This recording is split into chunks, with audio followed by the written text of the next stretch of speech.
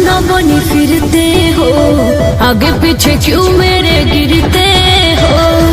काम हुए पकड़ ले का रहे तो अरे मजनू के नाना बनी फिरते हो, आगे पीछे क्यों मेरे गिरते हो।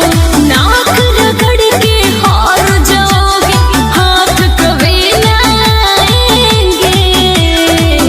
तुम बाढ़ की तरह हम प्यार करो, हम बिहार के तरह डूब जाएंगे। तुम बाढ़ की तरह हम प्यार करो, हम बिहार के तरह डूब जाएंगे।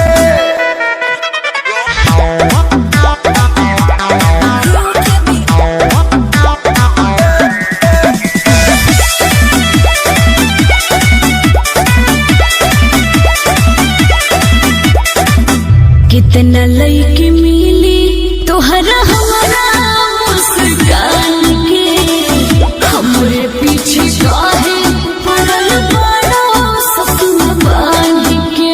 তুমি কি বলছি আমি नहीं বুঝবো लगे अब तब बुझे लगबू कोई लड़ियो होला जा गोरी तोहरा तोन पा चांद के भी मिलल बा गोराई तोहर से लोन पा। दिल के दरिया के ओरिया बैठल रह जाइबो ना भेटेंगे। तुम बाढ़ की तरह हम प्यार करो, हम बिहार के तरह डूब जाएंगे। तुम बाढ़ की तरह हम प्यार करो, हम बिहार के तरह डूब जाएंगे।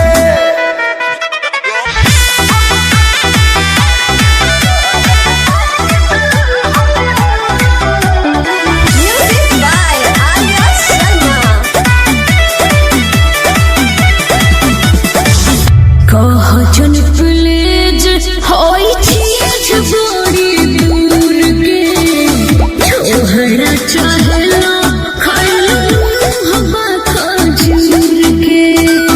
उड़ी बाबा ताड़ाताड़ी करबे ना हमारे जिंदगी भफैले बानी छलिए उतारी के, ठीक से तू जानत नहीं खुहर चल खेसारी के। होई ना हम दोहे के नदिया थोरिया में भभकाएंगे। तुम बाढ़ की तरह हम प्यार करो, हम बिहार के तरह डूब जाएंगे। तुम बाढ़ की तरह हम प्यार करो, हम बिहार के तरह डूब जाएंगे। अरे हम शादीशुदा बने, हमरा लड़का बड़े। मेरा नाम दिलीप कुमार, ये भाई आए थे डांस हुआ है कमेटी में। अगर आप वीडियो अच्छी लगे तो लाइक शेयर कमेंट जरूर करें, सब्सक्राइब करना ना भूलें।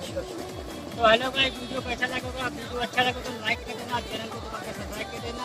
ऐसे ही वीडियो आपको मिलता रहेगा।